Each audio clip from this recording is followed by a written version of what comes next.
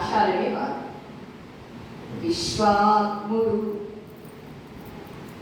ఎలా ఉంటారండి? విశ్వానికి ఆత్మగా.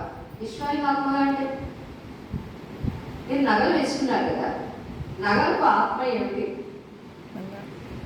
మెటీరియల్ కాజ్ ఏంటి? దానికి నగలకు గోల్డ్ కదా. ఆలోచిస్తున్నారంటే ఏమైనా ఉందా అని అనుకుంటున్నారా? నగలకు బంగారమే ఆధారం కదా.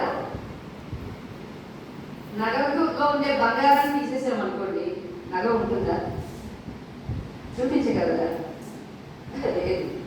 బంగారానికి నగ ముక్కుకు పెట్టుకుంటే, ముఖ్య చెవికి పెట్టుకుంటే, గమ్మ మెడకు వేసుకుంటే, నెక్లెస్, ఇలా నేమ్స్ మారుతూ ఉంటాయి.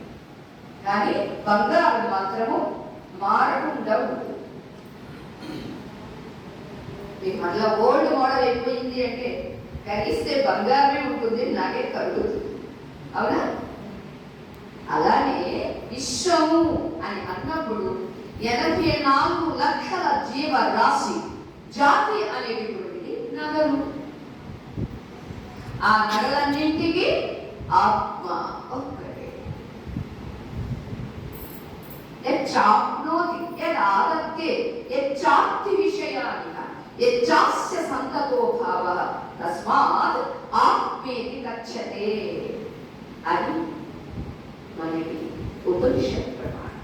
ఆత్మ అంటే ఏమిటండి అని అంటే ఏదైతే అన్నింటినీ పొంది ఉంటుందో అది ఆత్మ. ఏదైతే అన్నింటినీ తనలోకి గ్రహించి ఉంటుందో యదాదత్తే